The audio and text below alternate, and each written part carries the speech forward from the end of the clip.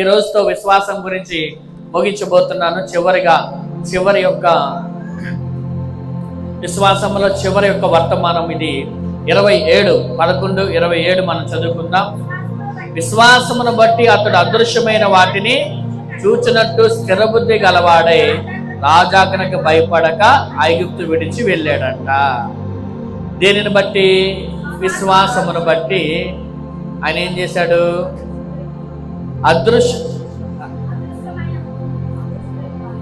చూచున్నట్టు స్థిరబుద్ధి గలవాడై ఉన్నాడు.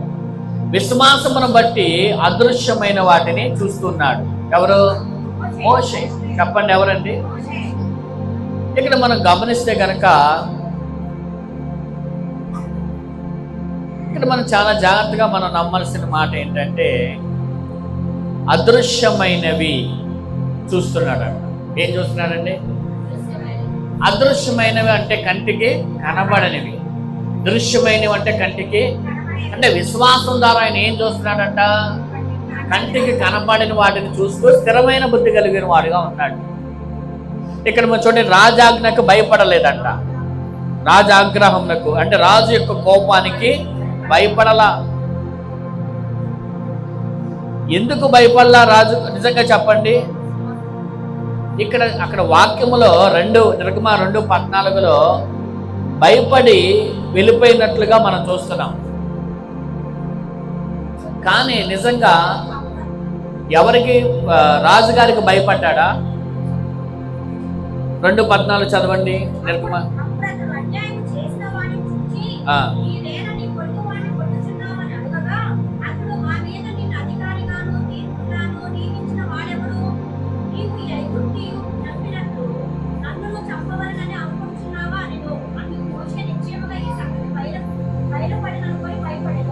చూడండి, నా వైపు చూడండి. బయలుపడననుకున్న భయపడననే మాట అక్కడ రాయబడి ఉంది, అవునా? ఇక్కడ మనం చూస్తే హెబ్రీ గ్రంథకర్త ఏం చెబుతున్నాడంటే మోషే రాజాజ్ఞకి ఏమవ్వలేదంట. చెప్పండి. రాజు యొక్క ఆగ్రహానికి భయపడని వాడు భయపడ్డాడని ఎలా అనుకుంటాం? ఇక్కడ స్పష్టంగా చెప్తున్నాడు కదా హెబ్రీ గ్రంథకర్త. అంటే దాని అర్థం ఏంటంటే అతను ఇంకా అక్కడ ఉంటే తన ప్రజలకు ఇంకా కష్టాలు ఎక్కువ అవుతాయని భయపడ్డాడంట. అర్థమైందా? అర్థం కాలేదా? మోషే దేనికి భయపడ్డాడనే సంగతి మనం జాగ్రత్తగా పరిశీలన చేస్తే రాజుగారికి భయపడి ఐగుప్తు విడిచి వెళ్ళలా. రాజుగారికి భయపడి ఐగుప్తు విడిచి వెళ్ళిన రకం కాదు మోషే. అక్కడుంటే ఇంకా తన ప్రజలకు తన ద్వారా ఏమైనా కష్టాలు ఎక్కువైపోతాయి అనే ఒక ఆలోచన కలిగి భయపడి వెళ్ళిపోయినట్లుగా మనం చూస్తున్నాం. ఎందుకంటే అక్కడ చెప్పబడిన మాట ప్రకారంగా మోషే విశ్వాసమును బట్టి రాజాజ్ఞకి ఏమవ్వలేదంట, భయపడలేదంట. ఆ విషయాన్ని మనం గుర్తుపెట్టుకోవాలి. ఎందుకు భయపడలేదు తెలుసా? ఒక మాట గుర్తుపెట్టుకోండి. ఇప్పుడు నేను వెళ్ళిపోతున్నాను, మరలా ప్రభు మరలా ఇక్కడికి నన్ను తీసుకొస్తాడు. హల్లెలూయా. మోషేకున్న విశ్వాసం అలాంటిది. ఎందుకంటే అదృశ్యమైన దేవుడు తనను నడిపించే విధానం అక్కడ మనం గమనించవచ్చు. అయితే అక్కడ మనం చూస్తే కనుక ఎప్పుడు కూడా విశ్వాసానికి ఎక్కువగా మన జీవితాల్లో మనం ఏది నష్టపోయినా ఏది పోగొట్టుకున్నా దానిని పొందుకోవాలంటే మనలో ఉండవలసింది ఏంటో తెలుసా? చెప్పాలి. విశ్వాసముతో పాటు ఓర్పు ఉండాలి. ఏముండాలి? 40 సంవత్సరాలు మోషే ఏం చేశాడు? అరణ్యములలో గొర్రెలు కాసుకున్నాడు. ఎన్ని సంవత్సరాలు ఓర్పు పట్టాడు? ఐగుప్తు నుంచి పారిపోయిన తర్వాత ఐగుప్తుకి మళ్ళా రావడానికి మోషేకి ఎన్ని సంవత్సరాలు పట్టింది? 40 సంవత్సరాలు మోషే చేసింది ఏంటంటే గొర్రెలు కాసుకున్నాడు. ఎలాంటి వాడు అతను? రాజకుమారుడుగా బ్రతికిన వాడు ఎలా మారాడంటే గొర్రెలు కాసుకునే స్థితిలో అరణ్యంలో ఏమిటి? ఒక మంచి సదుపాయం లేదు, మంచి జీవితం లేదు, మంచి సుఖం లేదు, ఏమి లేదు, అలా బ్రతుకుతా ఉన్నాడు. అందుకు నేను ఎన్ని సంవత్సరాలు పట్టిందంట? 40 సంవత్సరాలు. ఎన్ని సంవత్సరాలండి? మళ్ళీ అంటే ఐగుప్తును విడిచి మళ్ళా అతను రావడానికి ఓపిక కలిగి ఉండడానికి ఎన్ని సంవత్సరాలు పట్టిందంట? చూడండి అక్కడ 10:39 చూడండి. హెబ్రీ పత్రికలో 10:39 అయితే మనము నశించుటకు వెనక తీవారము కాము గాని ఆత్మను రక్షించుటకు విశ్వాసము గలవారమై ఉన్నాం. దేవునికి స్తోత్రం. మనము నశించిపోయే వారము కాదు, గుర్తుపెట్టుకోండి. మనము నశించిపోయేవారం కాదు. ఈరోజు నీకు వచ్చిన బాధ కావచ్చు, నీకు వచ్చిన శ్రమ కావచ్చు, మీకు వచ్చిన ఇబ్బందులు కావచ్చు, మీకు వచ్చిన పరిస్థితులు కావచ్చు, వాటిలో నశించిపోయేవారంగా కాదు, మీ విశ్వాసం ద్వారా మీరు రక్షించేవారై ఉన్నారు. నమ్మేవారు గట్టిగా దేవునికి స్తోత్రం చెప్పండి. ఆయన అన్నాడు కదా, అయితే మనం నశించుటకు వెనకటి వారం కాదు కానీ ఆత్మను రక్షించుటకు విశ్వాసము గలవారమై ఉన్నాం. అర్థమైందా? మనం రక్షించేవారమండి. ప్రభు మనల్ని ఎందుకు ఇలా ఎన్నుకున్నాడు? ప్రభు మమ్మల్ని ఎందుకు పిలిచాడంటే అనేక మంది నశించిపోతున్న వారిని ప్రభు మీ ద్వారా రక్షించాలని ఆశపడుతున్నాడు. హల్లెలూయా. చూడండి, ఇక్కడ మనం ఒక మాట మనం చూస్తే కొరింథీ పత్రిక చూడండి, 2 కొరింథీ పత్రిక 4:18.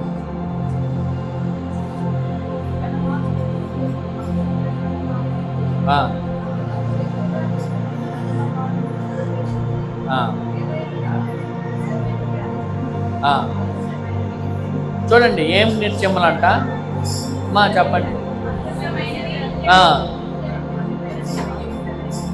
నిత్యం.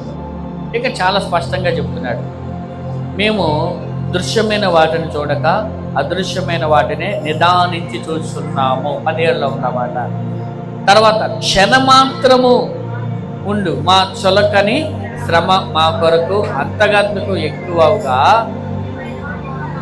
కలుగు చేయుచున్నది. ఏలయనగా నిత్యమైనవి అనిత్యములు, నిత్యమైనవి నిత్యం. ఎందుకంట ఇక్కడ మనం చూస్తే కనుక శ్రమ క్షణమాత్రముండు మా చొలకని శ్రమ మా కొరకు అంతమందుకు ఎక్కువ అవుతుందంట. అయినా సరే మేము వేటి మీద దృష్టి పెట్టామంటున్నాడు? నిత్యమైనవి ఏంటంట. ఇక్కడ మన 2 మాటలు మనం గమనించాలి. నిత్యమైనవి, అనిత్యమైనవి, దృశ్యమైనవి, అదృశ్యమైనవి, 2 రకాలు ఉన్నాయి. విశ్వాసము కలవారిగా, నమ్మకము గలవారిగా మనం ఏం చూడాలో తెలుసా? అదృశ్యమైన వాటిని చూడగలగాలి. అర్థమైందా? విశ్వాసం అంటేనే అది. విశ్వాసం అంటే అర్థం ఏంటి? నిర్వచనం ఏంటి? ఏమండి, మనము చేసిన దానిని అది మన కళ్ళ ముందు కనబడకపోయినా అది కళ్ళ ముందు మనకి ఇచ్చినట్లు మనం నమ్మాలి. అదే విశ్వాసం. అర్థమైందా? అర్థం కాలేదా? మీరు ఏదైనా ప్రార్థన చేసినప్పుడు అది ఆత్మీయ చూపులో చూడగలగాలి. దేవుడు నాకు ఇస్తున్నాడు, దేవుడు నాకు ఇచ్చేశాడు అని ఎప్పుడైతే మనం చూడగలుగుతామో అది మనం పొందుకోగలుగుతాం. దేవునికి స్తోత్రం కలుగునుగా. ఎందుకంటే ఇక్కడ ఇంకో మాట చెప్తున్నాడు, ఇక్కడ నిత్యములు ఉన్నాయి, అనిత్యములు ఉన్నాయి. అందుకే అదృశ్యమైనవి ఉన్నాయి, దృశ్యమైనవి ఉన్నాయి. కంటికి కనపడేవి కాదు విశ్వాసికి చూడవలసింది, కంటికి కనపడని వాటిని కూడా చూడగలగాలి. దేవునికి స్తోత్రం కలుగునుగా. ఇక్కడ మనం చూసాం. ఇంకొక మాట చూస్తే, మనం ఏదైనా పొందుకోవాలంటే ప్రభు దగ్గర ఏం కావాలంటే ఓర్పు కావాలి. ఏం కావాలి? ఇక్కడ మనకి అదే వచనంలో మనకు కనబడుతుంది. ఎబ్రీ పత్రికలో మనకి ఇక్కడే కనబడుతుంది. 36వ వచనంలో మనం చూస్తే కనుక ఒక మాట చదవండి. 10:36లో మాట ఉంది. మీరు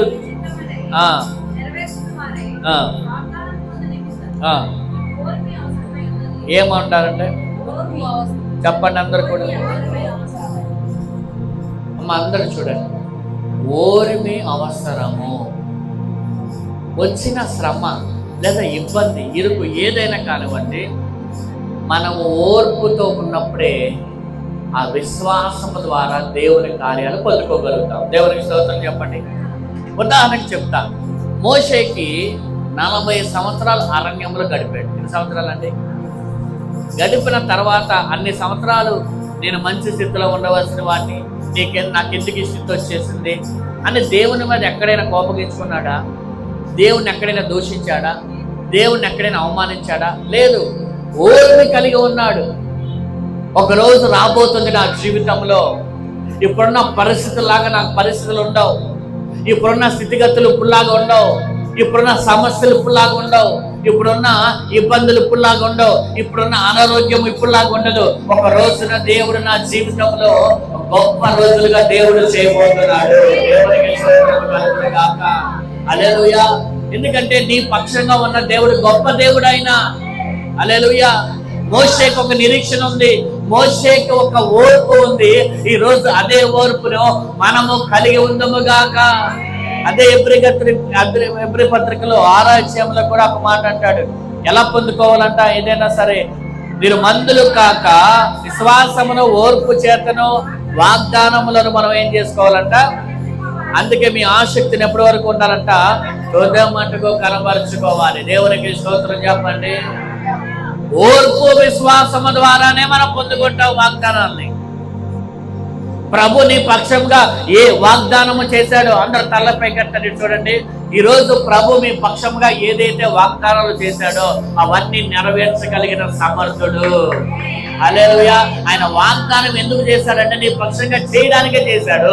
ఎందుకు నేను పిలిచాడంటే నిన్ను ఆశీర్వదించడానికే పిలిచాడు. ఎందుకు నేను పిలిచాడంటే పరిశుద్ధంగా చేసి ఆ పరలోకంలో తన ఎదుట ఉంచుకోవడానికి ప్రభు పిలిచాడు. అయితే మనలో ఉండవలసింది ఏంటంటే విశ్వాసం ఉండాలి, ఓర్పు ఉండాలి. ఏముండాలి? ఓర్మి అవసరం అంటున్నాడు, ఓర్పు ఉండాలంటున్నాడు. ఓర్మి అనేది లేకపోతే ప్రభు దగ్గర మనం కార్యాలు పొందుకోలేము. ఇక్కడ ఒక మాటను గమనించారా? నిమిషము మాత్రం ఉండా, క్షణం మాత్రం ఉండా. ఎలాంటి చులకన శ్రమలంట అవి అంతకంతకు ఏమవుతున్నాయంట? ఒకటి గుర్తుపెట్టుకోండి, కాలమే ఒకలాగా ఉండదండి. కాలమే ఒకలా ఉండదు. ఇప్పుడు శీతాకాలం ఉంది, తర్వాత ఏ కాలం వస్తుంది?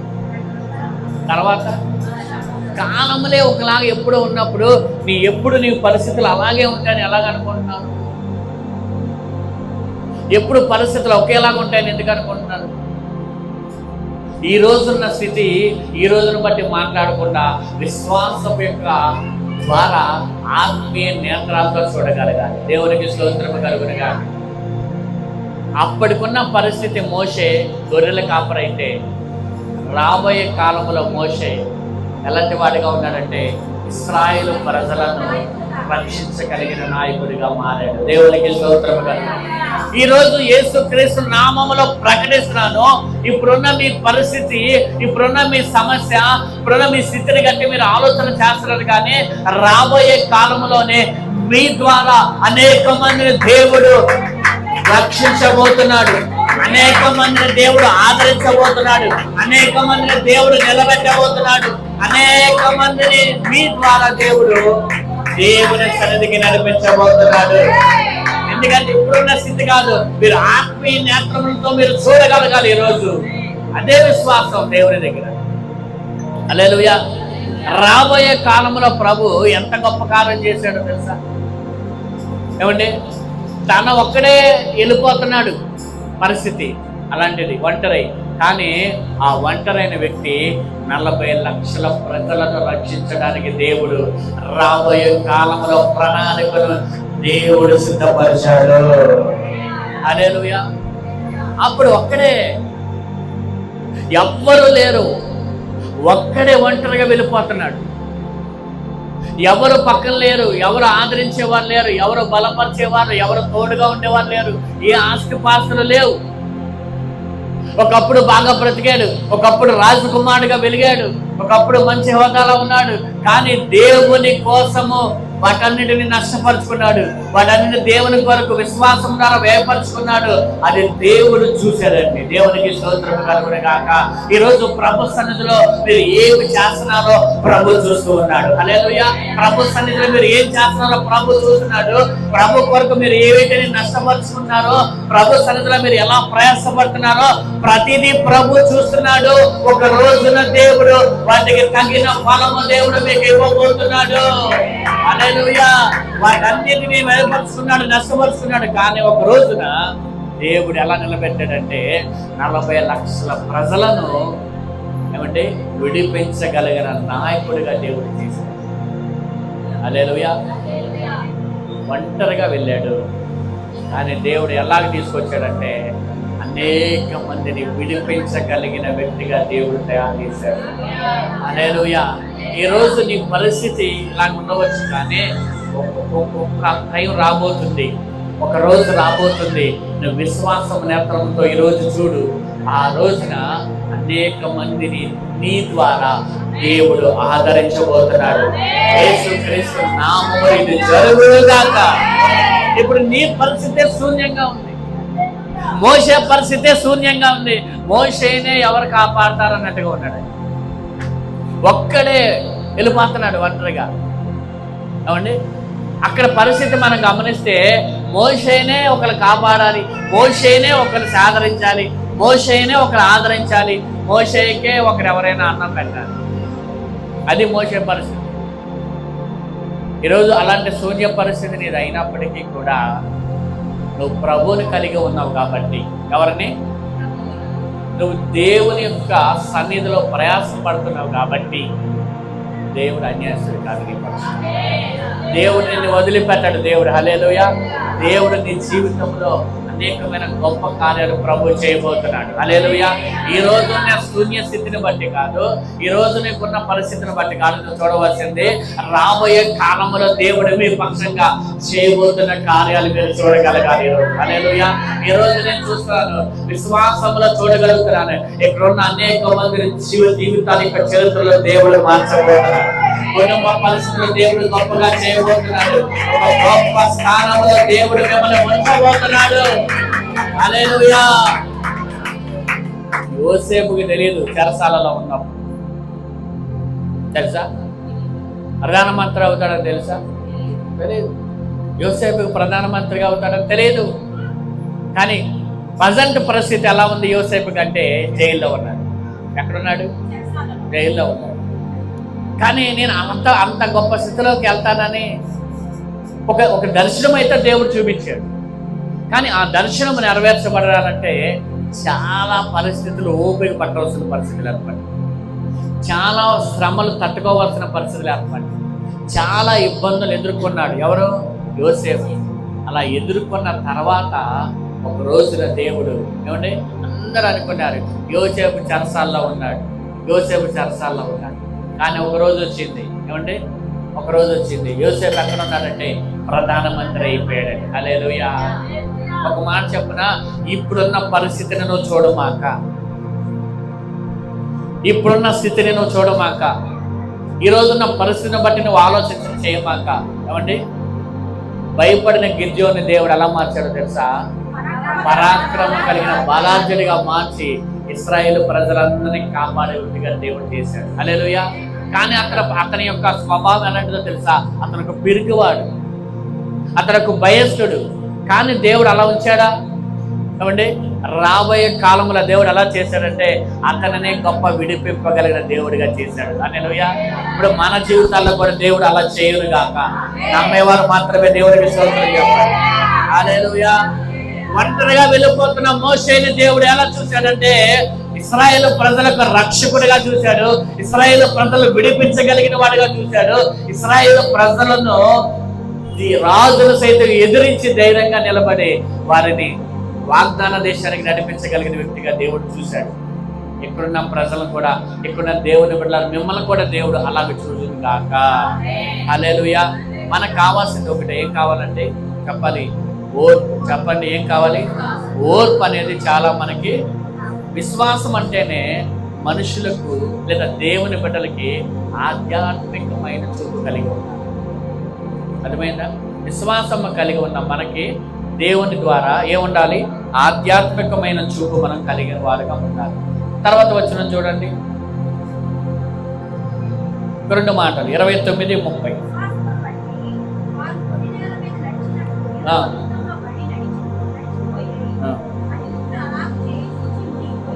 ఇక్కడ 2 మాటలు మనం గమనించాలి. నమ్మకం వల్ల, దేని వల్ల? విశ్వాసం వల్ల లేదా నమ్మకం వల్ల వారు ఎర్ర సముద్రం గుండా 6 నేల మీద నడిచిపోయారు. కానీ ఐగుప్తులు అలా చేయడానికి పూనుకొని వాళ్ళు ఏం చేశారంట? ఇక్కడ మనం గమనించాలి, దేవుని బిడ్డలు ఎర్ర సముద్రంలో నడిచారు, ఐగుప్తులు నడిచారు. కానీ ఎవరు మునిగిపోయారు? దేవుని బిడ్డలు ఏం చేయాల? కారణం ఏంటి?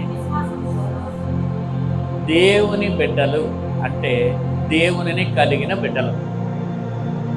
ఇశ్రాయేలు ప్రజలకు ఎవరు తోడుగా ఉన్నారు చెప్పండి? దేవుడు తోడుగా ఉన్నాడు వాళ్ళకి. ఈరోజు నీకు లోకస్తులకి తేడా ఏంటో చెప్పనా?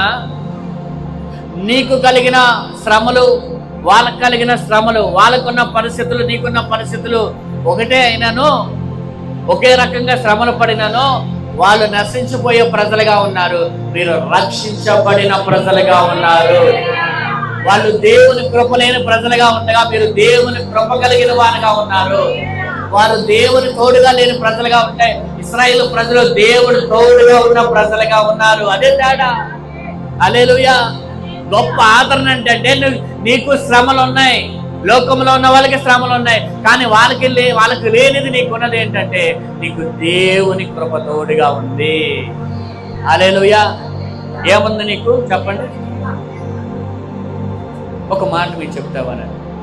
ఇప్పుడు ఐగుప్తు నుంచి బయటకు తీసుకొచ్చింది ఎవరో?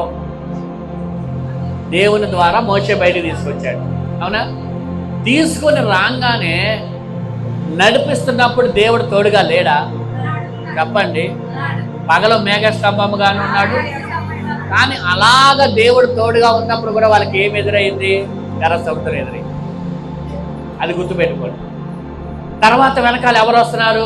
ఫరో సైన్యం వస్తుంది. ఇప్పుడు ఎదర ఆటంకము ఉంది, వెనక దేవుడు వారికి తోడుగా లేడా? గుర్తుపెట్టుకోండి. దేవుడు తోడుగా ఉన్న దేవుని బిడ్డలారా, మనకి కూడా అలాంటి పరిస్థితులు అవుతున్నాయి లేదా?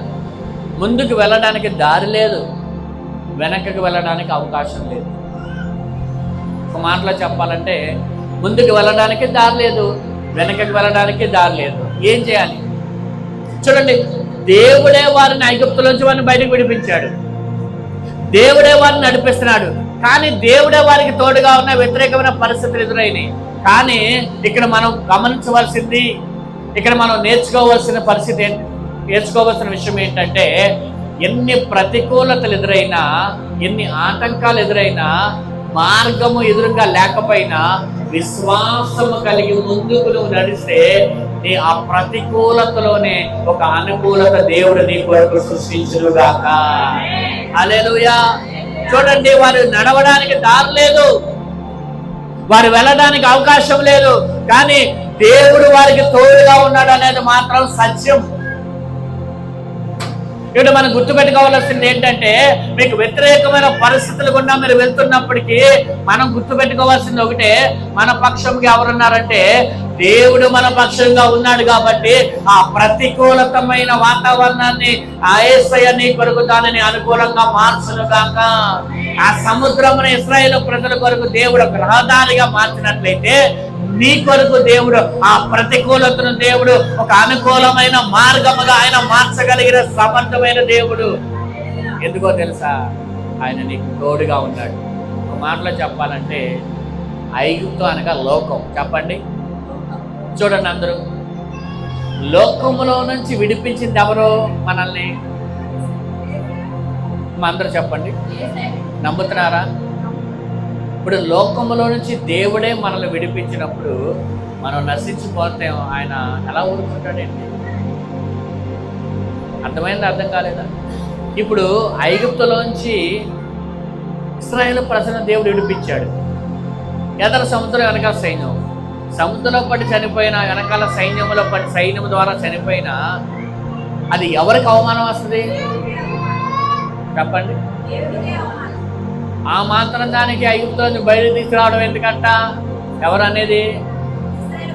ఇశ్రాయేలు ప్రజలు కాదు, అందరూ అన్యులు. వీళ్ళు చనిపోతారుగా, ఎవరంటారు? అన్యులు. ఏమండి, లోకంలో ప్రజలు ఏమనేవాళ్ళు? ఆ మాత్రం దానికి అక్కడే ఉంచచ్చుగా, ఎందుకంట తీసుకొచ్చాడు, బయటికి తీసుకొచ్చాడు. ఏముంది? వాళ్ళు రక్షించాడా? కాపాడా? చనిపోయారుగా, ఆయనేం దేవుడు అనేవాళ్ళు. అవునా కాదా చెప్పండి? మాట్లాడలేదు ఎవరు. ఒకవేళ ఇశ్రాయేలు ప్రజలు కనుక ఎర్ర సముద్రంలో కానీ ఫరో సైన్యం వాళ్ళు కానీ చనిపోతే వాళ్ళ దేవుడు ఏం దేవుడు అండి? వాళ్ళనే కాపాడలేకపోయాడు, అంటారా అనరా? అయితే ఇక్కడ మనం నేర్చుకునే సత్యం ఏంటో తెలుసా? లోకములో నుంచి మనల్ని పిలిచాడు దేవుడు. హల్లెలూయా, అవునా కాదా? చీకటిలోంచి, లోకములోంచి, ఐగుప్తుకు సాదృశ్యంగా ఉన్న ఈ లోకములోంచి ప్రభు మనల్ని పిలిచాడు. పిలిచిన దేవుడు నిజమైతే, అది వాస్తవం అయితే, నీకు ఎదురుగా ఉన్న ఆ ఎర్ర సముద్రం ఏదైతే ఉందో దాని నుంచి విడిపించగలిగిన వాడు కూడా ఆయనే. ఈ లాజిక్ మీకు అర్థమైతే చప్పట్లు కొట్టాలి. మరి అర్థం కాలేదా? ఇప్పుడు వారిని ఎలా కాపాడాడో మనల్ని అలాగే కాపాడతాడు. కాపాడకపోతే ప్రజలు ఏమంటారు? ఏం దేవుడు, ఏం దేవుడు, ఏం కాపాడాడు అంటారా లేదా? ఖచ్చితంగా ఎలాగైతే ఇశ్రాయేలు ప్రజలను ఆయన ఆరిని నేలకుండా నడిపించాడో అలాగే మీ ఎదుట ఉంచబడిన సమస్యలను కూడా, పరిస్థితులను కూడా దేవుడు తొలగించి సురక్షితంగా మనల్ని నడిపించి ఆయన నామానికి మహిమ తెలుసుకునేవాడే మనం ఆరాధించే దేవుడు అయినాడు. హల్లెలూయా. ఆయన ఏమైనా చేయగలడు, మార్చగలడు. ఆయన నామానికే మహిమ ఎవరికి రావాలి?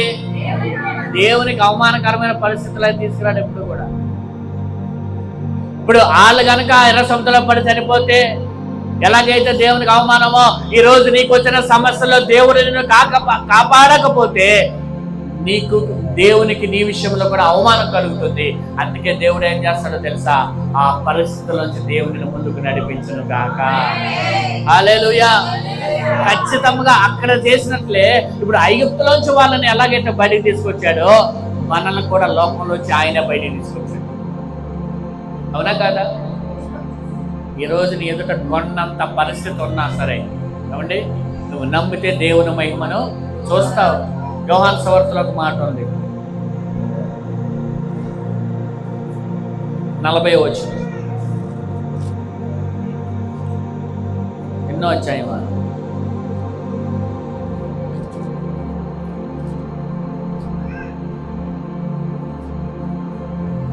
అధ్యాయం వచ్చేసి 11:40 యోహాను సువార్త 11:40. మనం చాలాసార్లు చదివాము.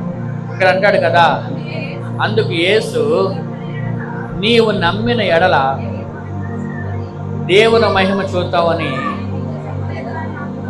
ఎవరితో అన్నాడు? ఎవరితో అన్నాడు అన్నమాట? మార్తాతో. చెప్పండి, పై వచనంలో కనబడుతుంది, 40 పై వచనం. మార్తా, ప్రభువా, అతడు చనిపోయి 4 దినములైంది కనుక ఇప్పటికీ వాసన కొట్టుచున్నని ఆయనతో చెప్పి. నా వైపు చూడండి, ప్రభు ఏమో వెళ్దాం అంటున్నాడు, మార్త ఏమో వద్దయ్యా, ఉండలేవయ్యా నువ్వు. ఎందుకని? ఎన్ని రోజులైంది చనిపోయి? 3వ రోజు కనుక లేపితే ఏమనుకునే వాళ్ళు తెలుసా? ఆ కాలంలో 3వ రోజు బ్రతికినా బతుకుతారు అని ఒక నానుడు ఉంది. ఆ యూదుల్లో కొంతమంది నమ్ముతారు 3వ రోజు చనిపోయిన వ్యక్తి తిరిగి లేస్తాడని కొంతమంది నమ్ముతారు. అందుకే ప్రభు ఎప్పుడు చేస్తున్నాడు? 4వ రోజు వచ్చాడు. అప్పటికి లాజరు చనిపోయి 4 రోజులు అయిపోయింది. ఒక మనిషి 4 రోజులు చనిపోయిన తర్వాత ఎలా ఉంటాడు? ఒకసారి ఆలోచన చేయండి. ఒక వ్యక్తి 4 రోజులు అయితే చనిపోతే అతను బాగా ఎలా వస్తాడు? వాసన వస్తాడా రాడా? రాదా? ఆల్రెడీ సమాధిలో కూడా పెట్టేశారు. దేవుని స్తోత్రం చెప్పండి. లాజరు అంటే యేసయ్యకి చాలా ఇష్టం. అందుకే అక్కడ రాయబడిన మాట ఏంటో తెలుసా? ఏడ్చాడంట. ఎవరి కోసం? లాజరు కోసమే కన్నీరు విడిస్తే నీ కోసం, నా కోసం యేసయ్య కన్నీరు విడుస్తాడు. హల్లెలూయా. నిజంగా లాజరు దేవుని బిడ్డ. మార్తా, మరియా ఇద్దరు ఎక్కువగా ప్రభువుని ఇష్టపడి ప్రభు దగ్గర ఉన్న వాళ్ళు. కానీ లాజరు కూర్చున్నట్టు ఎక్కడైనా ఉందా దేవుని దగ్గర? అమ్మా చెప్పండి. ఒకవేళ అక్కడ ఇంటికి వెళ్ళినప్పుడు లాజరు ఏమన్నా మాట్లాడి ఉంటాడు యేసు ప్రభు కాసేపు.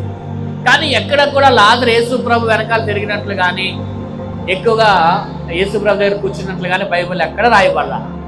కానీ అలాంటి వ్యక్తి కొరకు కూడా యేసు ప్రభు వారు ఏం చేశారట? దేని బట్టి తెలుసా? వాళ్ళ అక్కర్లను బట్టి దేవుడు ఆ బిడ్డ పక్షంగా కూడా హల్లెలూయా నీ ప్రార్థన వల్ల దేవుడు నీ కుటుంబాన్ని ఆశీర్వదించిన దాక. నమ్మేవారు దేవుని స్తోత్రం చెప్పండి. నీ కుటుంబాల్లో దేవుడు నీ ప్రార్థన ద్వారా ఆశీర్వాదం ఇస్తాడు. కొన్నిసార్లు దేవుడు ఆలస్యం చేస్తాడు. ఇక్కడ చూడండి, బాగా ఆ ఏరియాకి వేతనే వెళ్తానంట.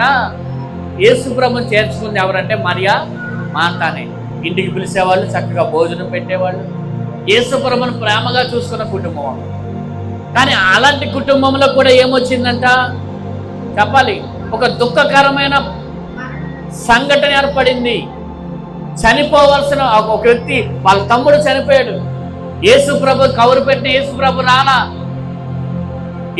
రాలా, కబురు అందింది కానీ యేసు ప్రభు రాలా, ఆలస్యం చేశాడు.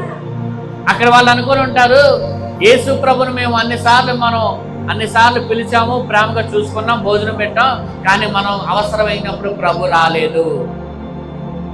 చాలా మంది ప్రార్థన జవాబు రాకపోతే అలాగే అనుకుంటారు కదా, అవునా కదా?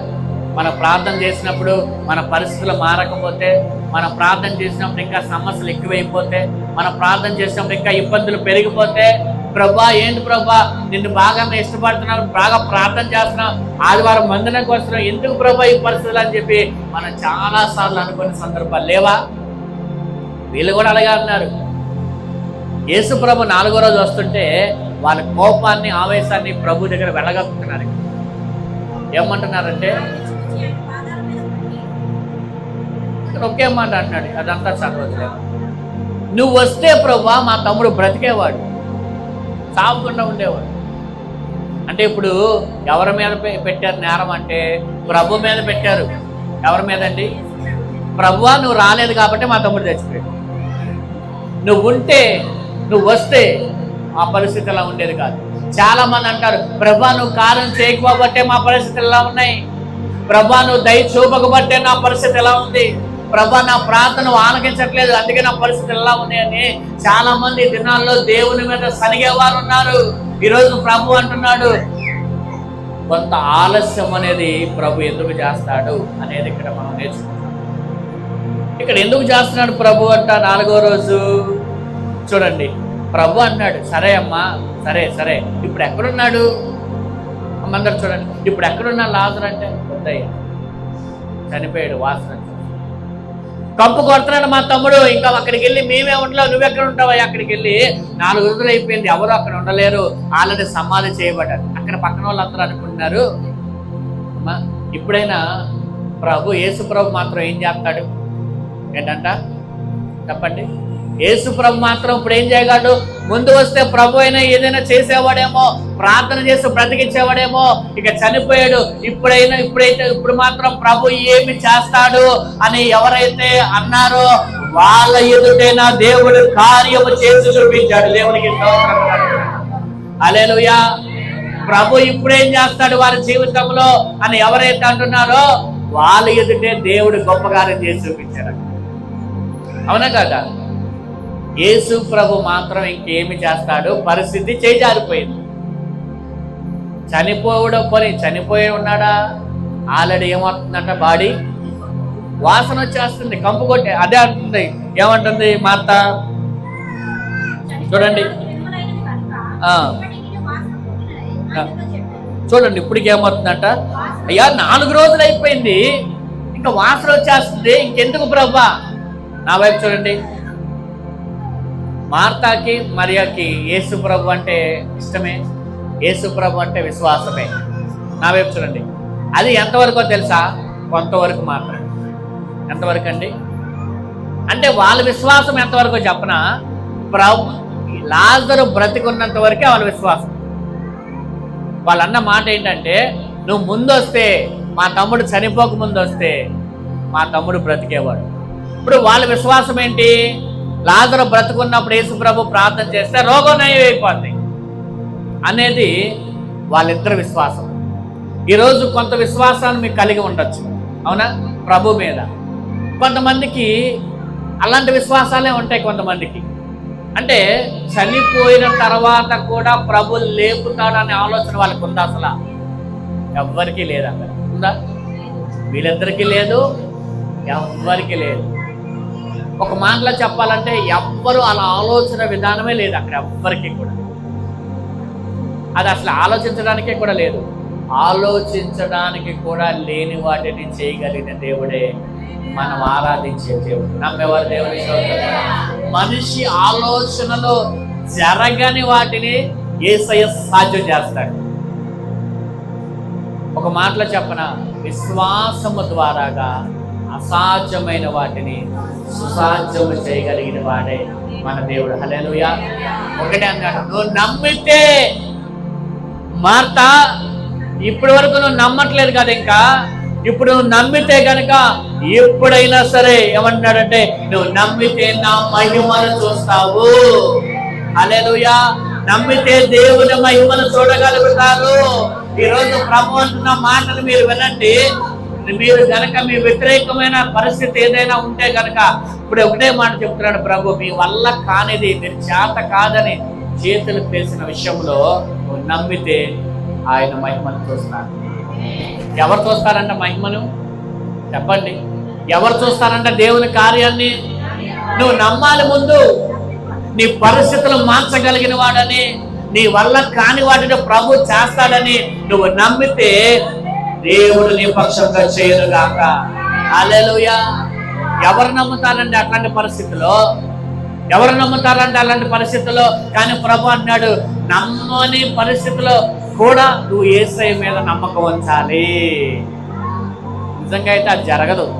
వాస్తవంగా ఎక్కడ జరిగిందే కూడా లేదు. కానీ అని అంటాడు, నువ్వు ఇప్పుడు అన్నాడు, ఏమన్నాడు?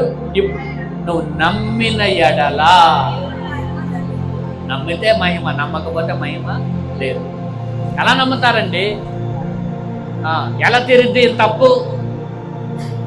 ఎలా తీరిద్ది అనారోగ్యం? ఏమండి, ఎలాగా? ఎప్పుడు చూసినా ఏదో ఒక అనారోగ్యం వస్తుంది. ఎలాగా? ఏమో అప్పులు, పాపం పెరిగిపోతున్నాయి అప్పులు. ఏమండి, ఈ సమస్యలు ఏమో పెరిగిపోతున్నాయి, ఎక్కువైపోతున్నాయి, తగ్గుతాయి కొన్ని ఇంకా ఎక్కువైపోతున్నాయి.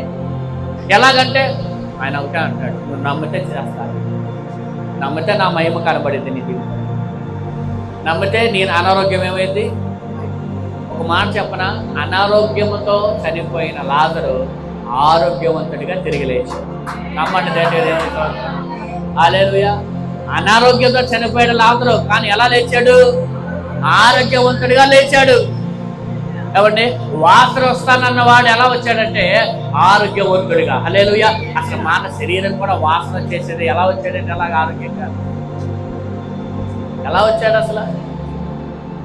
ఏమండి, 4 రోజులకి శరీరం ఏమైపోద్ది చెప్పాలి? వాసన వచ్చేసి పాడైపోయింది కదా. కానీ పాడైపోయిన దాన్ని కూడా దేవుడు ఎలా మార్చాడు తెలుసా?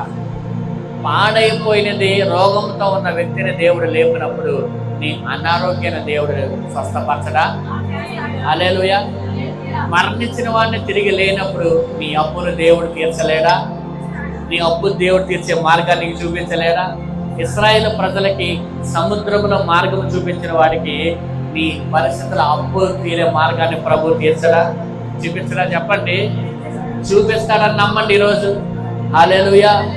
చెప్పండి పక్కన వాళ్ళకి, నమ్మితే నీ దేవుని మహిమను చూస్తావు.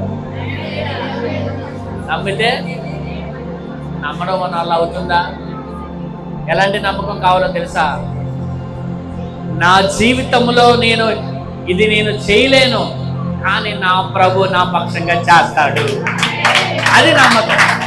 ఇది నా వల్ల కాదు, కానీ నా దేవుడు నా పక్షంగా చేస్తాడు. ఇది నేను చేయలేను, ఇది అవ్వదు, కానీ నా పక్షంగా నా దేవుడు చేస్తాడు. అలాగా శారమ్మ కూడా నమ్మలా. ఎలా జరిగింది ఇది? 99. ఎన్ని సంవత్సరాలు శారమ్మకి? 90. అబ్రాహాంకి ఎంత? 100. ఎవరు నమ్మలా వాళ్ళు. మా అబ్రాహాము కూడా నమ్మలేదంట ఫస్ట్. కానీ దేవుడు చెప్పాడు కాబట్టి నమ్మాలి. ఎవరు చెప్పారు? సైన్స్ పరంగా పిల్లలు పుట్టరు కదా. పుడతారా? పుట్టరు. కానీ దేవుడు చెప్పాడంటే జరిగిద్ది అంతే. చూడండి, అబ్రహాము కాడి నుంచి లాజరు వరకు కూడా ఎక్కడ కూడా ఏమండి మనుషుల ఆలోచనకు జరగని వాటిని నా ప్రభు జరిగించాడు. హల్లెలూయా. మనుషులు ఇది జరగదు అన్నదని ప్రభు చేశాడు. మనుషుల ఆలోచనకి ఇది జరగదు అన్నదే చేశాడు. సైన్స్ పరంగా ఇది జరగదనేదే చేశాడు. అలాగే మీ జీవితాల్లో కూడా జరగదు అనే ఆలోచన ఉన్నదాన్ని నా ప్రభు చేయగలిగిన వాడు. హల్లెలూయా, హల్లెలూయా. నేను మారుతానని ఎవరు అనుకోలే. నేను అలాగే చనిపోతాను, ఇలాగే తాగి చనిపోతాను అనుకున్నాను. ఏమండి, భయంకరంగా తాగి పడిపోయా. కానీ ఒకటే మాట చెప్పనా, విశ్వాసంతో ప్రార్థన చేశారు. ఈ తల్లి, ఆ తల్లి అందరూ ప్రార్థన చేశారు. దేవుడు నన్ను మార్చి ఈరోజు ఇలా నిలబెట్టాడు. హల్లెలూయా. నా కుటుంబానికే నేను, నా బానికి నేను అన్నం పెట్టలేదండి. స్టోర్ బియ్యం పోలీస్ స్టేషన్లో కూడా చెప్పింది నా మీద. స్టోర్ వేసి పెట్టాడు. ఎట్టాలమంటారు అతను. స్టోర్ బియ్యం అవి కూడా తెచ్చుకుని తినేది. డబ్బులు ఇచ్చేవాడిని కాదు, ఏమి ఇచ్చేవాడిని కాదు, డబ్బులన్నీ పాడు చేసేవాడిని. అంటే ఒక మాట చెప్పనా, నా కుటుంబానికే నేను నష్టం, నా కుటుంబానికే నేను ప్రయోజనకరంగా లేను, నిష్ప్రయోజనంగా ఉన్నా. కానీ విశ్వాసంతో ప్రార్థన చేశారు వీళ్ళు. ప్రభువా ఎలాగైనా బిడ్డను లేపయ్యా ప్రార్థన చేశారు. దేవుడు ఏం చేశాడంటే ఈరోజు అనేక మందికి ప్రయోజనకరంగా దేవుడు నన్ను మార్చాడు. హల్లెలూయా. విలువ లేని బ్రతుకేమిచ్చాడు ప్రభు? విలువనిచ్చాడు. ఒకటే గుర్తు పెట్టుకోండి, నమ్మితే మనం ఏం చేస్తామంటే దేవుని మహిమను చూడగలుగుతాం. ఇంకొక మాట కూడా ఉంది, అది కూడా అక్కడ మనం చదివితే అర్థమవుతుంది కదా. దేవుని మాట ప్రకారంగా వాళ్ళు ఏం చేశారంటే ఎరుకో ప్రాకారమును కూలగట్టారంట. చూడండి,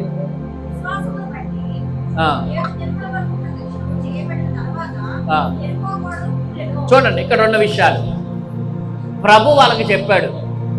వాళ్ళ యొక్క ప్రయాణంలో ముందుకు వెళ్తున్నా వారికి ఏం వండొచ్చినాయి చెప్పండి, చెప్పాలి అందరూ కూడా. ఎరుకో గోడలు ఇక్కడ గుర్తుపెట్టుకోవాలి. ఒక బలమైన, చూడండి అమ్మ అందరూ, ఒక బలమైన ఆటంకం వాళ్ళకి ఎదురైంది. ఆ గోడను పడగొట్టడం అనేది ఎవరి వల్ల? మనుషుల వల్ల కాదు. ఎందుకంటే ఆ గోడ అంత బలంగా కట్టుకున్నారు. చూడండి, మీరు ఎదగకుండా మిమ్మల్ని ఆటంకపరిచే సాతాను ఒక పెద్ద అడ్డుగోడ పెట్టాడు. మీకు ఒక పెద్ద అడ్డుగాడు పెట్టాడు అనుకోండి, ఎలా దాటుతారు దాన్ని? ప్రభు చెప్తున్నాడు. ఒక మాట వినండి, ఇక్కడ ప్రభు ఏదైతే చెప్పాడో ముందు దాన్ని నమ్మాలి. మనం ఏం చేయాలి? వాళ్ళకేం చెప్పాడు? మీరు 7 రోజులు దాని చుట్టూ తిరగాలి. ఎక్కడ తిరిగితే కూలిపోతాయండి. ఈ బిల్డింగ్ చుట్టూ 7 సార్లు తిరగండి, కూలిపోతా బిల్డింగ్. అమ్మా మనందరం కలిసి ఈ బిల్డింగ్ చుట్టూ 7 రౌండ్లు వేస్తే కూలిపోతా, మరి 7 రోజులు వస్తే కూలిపోతా. ఇక్కడ మనం నేర్చుకోవాల్సిన మాట 2 మాటలు. ఒకటి, దేవుని మాటని మనము నమ్మి చేయాలి. 2, అది 7 రోజులు చేయాలి అనే మాట ఇక్కడ రాయబడింది. నా వైపు చూడండి. 7 అనేది చాలా ప్రాముఖ్యం బైబిల్లో ఉంది. 7 అనగా సంపూర్ణత, పరిపూర్ణతకి సాదృశ్యం. మొదటగా 7 ఎక్కడ ఉంది బైబిల్లో అంటే 6 రోజులు దేవుడు ఏం చేశాడు? చేసి 7వ రోజు ఏం పొందాడు? విశ్రాంతి దినముగా 7వ రోజులు ఉంచాడు. అవునా కాదా? తర్వాత 7 సార్లు, ఇది ఇప్పుడు మనం ఇక్కడ నేర్చుకున్నాం. 7 రోజులు 7 సార్లు ఎరుకో చుట్టూ తిరిగితే ఎరుకో గోడలు దేవుడు కూల్చాడు. ఇంకో మాట చెప్పనా, నయమాను 7 సార్లు ఎక్కడ యోర్దాను నదిలో మునిగితే స్వస్థత దేవుడు ఇచ్చాడు. 7 తర్వాత ఇంకేమున్నాయి? 7 గురించి ఇంకేమున్నాయి? సిలువలో యేసయ్య 7 మాటలు పలికాడు. తర్వాత 7 సంఘములకు పౌలు భక్తుడు పత్రికలు రాశాడు. అలాగే ప్రకటన గ్రంథము 7 సంఘాలకి యోహాను రాశాడు. దేవునికి స్తోత్రం కలుగును. 7కి చాలా ప్రాధాన్యత బైబిల్లో ఉంది. కాబట్టి ఇక్కడ మనం చూస్తే కనుక ఇప్పుడు యేసయ్య వాళ్ళు చెప్పాడు, ప్రభు మీరు ఏం చేయొద్దు, మీ ఆటంకాలు పోవాలంటే ఏం చేయాలో తెలుసా?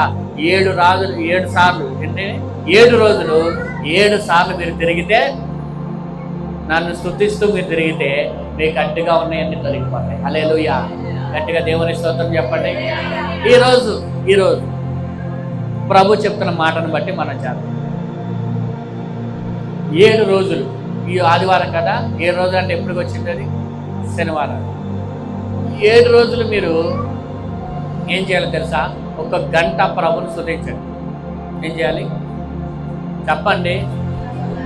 మీ ఇంటి దగ్గర 1 గంట ప్రభుని స్తుతించండి. ఓన్లీ స్తుతి, ప్రార్థన కాదు, స్తుతి చేయండి. మీకు అడ్డుగా ఉన్నాయని యేసయ్య తొలగించునుగాక. హల్లెలూయా. ముందు నమ్మాలి దేవుని మాటని. వాళ్ళు నమ్మారు, వాళ్ళ జీవితంలో దేవుడు చేశాడు. మీరు నమ్మండి, మీ జీవితంలో కూడా దేవుడు చేయనుగాక. హల్లెలూయా. చూడండి, విశ్వాసం ద్వారా ఏం జరిగిందంటే ప్రతికూలమైన పరిస్థితుల్లో దేవుడు వారికి మార్గాన్ని చూపించాడు. విశ్వాసం ద్వారా ఆటంకాలను ఏం చేశారంటే వారు తొలగించుకోగలిగారు. అర్థమైందా? మీ ఆటంకాలను విశ్వాసం ద్వారా మీరు తొలగించుకుంటారుగాక. విశ్వాసం ద్వారా మీరు ప్రతికూలతలో దేవుడి యొక్క మార్గాన్ని మీకు చూపించునుగాక. ఈ వాక్యము దేవుడు దీవించుగాక. దేవుడు మనకు నేర్పించిన మాట ఈరోజు అందరూ కూడా సీరియస్గా తీసుకోండి. వాక్యము విని విడిచిపెట్టేవారుగా కాకుండా వాక్యాన్ని నమ్మి దేవునిని విశ్వసించి మీరు నమ్మితే కనుక మీ జీవితాల్లో దేవుడి కార్యం చేయనుగాక. కాబట్టి మనందరం కూడా ఆ రీతిగా ప్రార్థన చేద్దాం. దేవుడు గొప్ప కార్యాలు చేయనుగాక.